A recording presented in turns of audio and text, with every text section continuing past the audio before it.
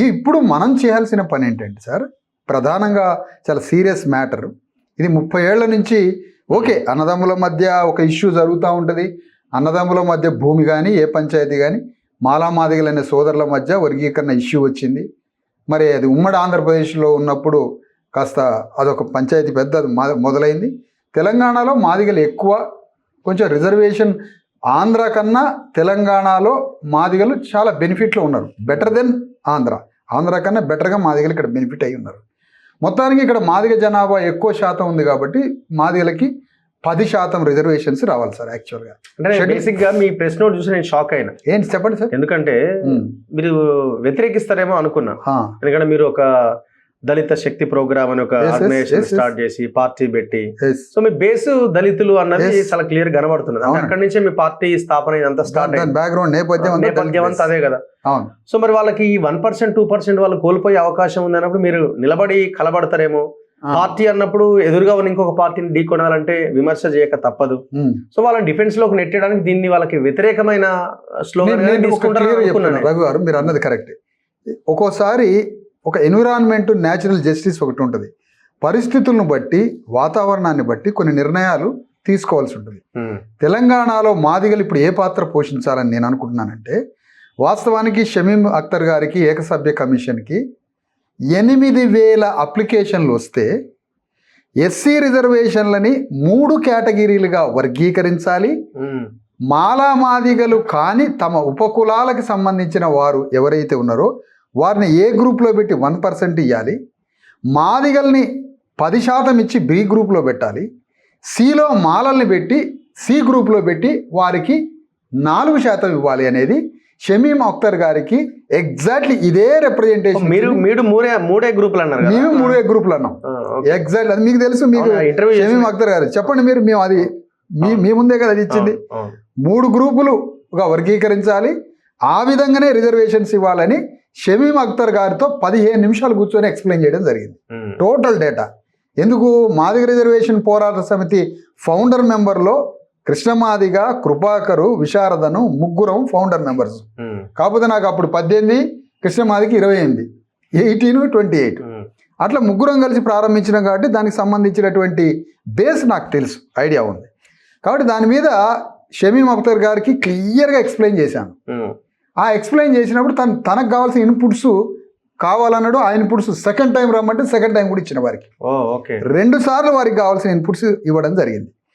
అట్లా 8,000 మందిలో 3 గ్రూపులు వర్గీకరించి ఎవరికి ఎంత రిజర్వేషన్ ఇవ్వాలనేది మొత్తం డీటెయిల్స్ వాళ్ళకి చెప్పడం జరిగింది. మీరు ఒక్కరైనా 3 గ్రూపులు అని చెప్పింది. ఆ రోజు మీకు కాగితం కూడా ఇవ్వడం జరిగింది. ఆ 3 గ్రూపులు ఏ విధంగా అయితే ఎక్స్ప్లెయిన్ చేశామో ఎగ్జాక్ట్లీ దాదాపుగా 99% అదే ఇవ్వడం జరిగింది. ఒక్కటే పర్సెంటేజ్ మాత్రం మాదిగలకి 9 ఇచ్చి 1% తగ్గియడం జరిగింది. మనం అడిగింది 10, అక్కడ తగ్గించింది.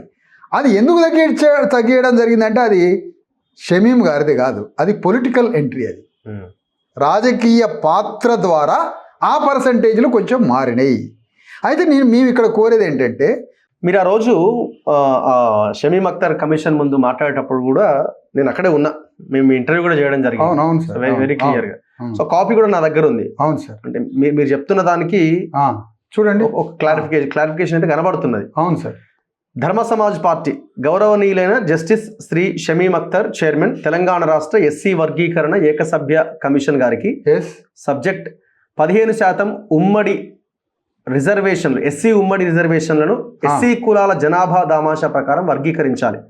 ఆయా రాష్ట్రాల్లో ఎస్సీ రిజర్వేషన్లను వర్గీకరించుకోవచ్చని సుప్రీంకోర్టు ఇచ్చిన తీర్పు ప్రకారంగా తెలంగాణ రాష్ట్రంలో కూడా ఎస్సీ 15% రిజర్వేషన్లను వర్గీకరించాలని ధర్మ సమాజ్ పార్టీ తమరి కమిషన్ కు విజ్ఞప్తి చేస్తున్నది. అందులో భాగంగా తెలంగాణ రాష్ట్రంలో గల ఎస్సీ జనాభాలో 70% ఉన్న మాదిగ జనాభాకు 10% రిజర్వేషన్లు కేటాయించాలి. 30% లోపు ఉన్న మాలలకు 4% రిజర్వేషన్ కేటాయించాలి.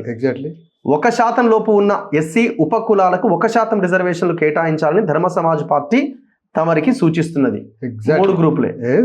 ఇప్పుడు కూడా సేమ్ అదే చేసినట్టు కనబడుతున్నది. అవును సార్. ఈ రకంగా ఇచ్చింది మేము ఒక్కరమే అప్లికేషన్. అది చూసిన షమీం అఖ్తర్ గారు మరికొన్ని డీటెయిల్స్ నన్ను ఇవ్వమన్నారు.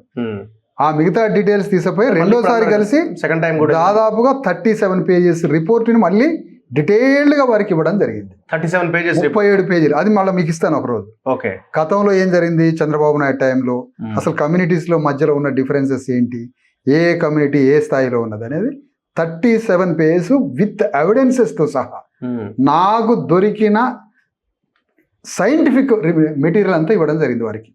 అప్పుడు మళ్ళీ ఒక 30 minutes మాట్లాడినా, మొన్న దాదాపు కొద్దిసేపు మాట్లాడినా, ఒక 10-15 నిమిషాలు.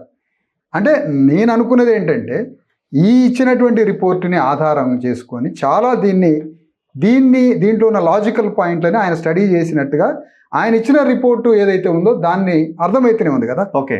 అది దాంట్లో కొంచెం మేము మా శ్రేణులు అందరూ కూడా చాలా హ్యాపీగా ఫీల్ అవుతున్నారు. వాస్తవం కూడా కనిపిస్తున్నది. ఆ క్లారిటీ మీరు ఇచ్చిన పేపర్ లోనే క్లియర్ కనబడుతుంది. ఆ రోజు ఇంటర్వ్యూ కూడా చేయడం జరిగింది మిమ్మల్ని. Exactly sir, exactly. మీరే దానికి సాక్ష్యం అంటారా? అదే అంటున్నాను, నేను కూడా సాక్ష్యం అనే అంటున్నా. 10% 10.25 రావాల్సింది రిజర్వేషన్ మా దగ్గరికి 10.25 మాత్రమే మా దగ్గరికి రావాలి మ్యాక్సిమం, ఆర్ 10.5 మాత్రమే. ఈ పబ్లిక్కి మాదిగ ప్రజలకి ఎంత జనసంఖ్య ఉన్నారో ఆ సంఖ్యకి 10.5 10.25 to 10.50 రావాలి, 10.5 రావాలి, లేదా 10.25 రావాలి. కానీ అక్కడ 9% వచ్చింది. ఇప్పుడు 1% దగ్గర ఆగింది సమస్య. ఇక్కడ మేమేమంటున్నామంటే 1% ఆగింది, కానీ 1% కోసం మళ్ళీ యుద్ధం చేద్దామా? 30 సంవత్సరాలు తగలబడిపోయినాం కదా, 30 సంవత్సరాలు మరణాలు జరిగినాయి కదా, కాలమంతా వర్గీకరణ రాజ్యం కోసం 1984లో కాన్షీరామ్ పార్టీ పెడితే 94లో అధికారం వచ్చింది. సరే 74లో సాంస్కృతిక ఉద్యమం DS4 మొదలుపెట్టిండు, 84లో పార్టీ పెట్టిండు, 94లో పవర్లోకి వచ్చిండు. కానీ వర్గీకరణ ఇక్కడ 30 ఏళ్ళు నలిగింది. ఇక్కడ అతిపెద్ద యుద్ధం తెలంగాణ, ఒక చిన్న బౌండరీలో తెలంగాణలో మనం ఉన్నాం. తెలంగాణలో అత్యధిక పాపులేషన్తో మనం ఉన్నాం. మాదిగలము, మిగతా BC SC STలు, మాలలం అందరం ఒకటై చిన్న పర్సెంటేజ్ ఉన్న రెడ్డి వెలమ భూస్వామ్య రాజకీయ వ్యవస్థని భూస్థాపితం చేసి మనం రాజ్యానికి వచ్చే అతిపెద్ద పోరాటం మన ముందు ఉన్నది కదా సార్. ఇంత పెద్ద పోరాటం మన ముందు ఉన్నప్పుడు 1% రిజర్వేషన్ కోసం మళ్ళొక 30 ఏళ్ళు యుద్ధం చేద్దామా? ఆ 1% రిజర్వేషన్ని మాదిగలమే పెద్ద మనసు చేసుకొని, మాదిగలమే ఆ చిన్నటువంటి ఆ స్థాయిని తగ్గించుకొని, మాదిగలు పెద్ద మనసు చేసుకొని ఆ 1% రిజర్వేషన్ని మాలలకే దానం చేసి, నా తమ్ముళ్ళే కదా అనుకొని, నా తమ్ముళ్ళే నా సోదరులే కదా అనుకొని ఆ 1%ని మాలలకి సరే మీరే ఉంచుకోండి అని, ఆ 9% మాదిగలు ఉంచుకొని ఆ 1% అదనంగా మాలలకి ఇచ్చి, సరే నువ్వు 5 తిను, మేము 9 తింటాం, చిన్న ఉపకులాలు 1% తింటాయని మాదిగలు పెద్దన్న పాత్ర పోషించి పెద్ద మనసు చేసుకొని ఒక మెట్టు దిగి మాలల్ని మాదిగల్ని అందరినీ కలుపుకొని BC SC STలు కూడా కలుపుకొని రాజ్యం కోసం యుద్ధం చేద్దామంటారా? ఆ 1% కోసం మళ్ళా మాదిగల యుద్ధం మళ్ళీ 30 ఏళ్ళు మొదలు పెడదామా? ఏది సార్, ఏం చేయాలి ఇప్పుడు చెప్పండి.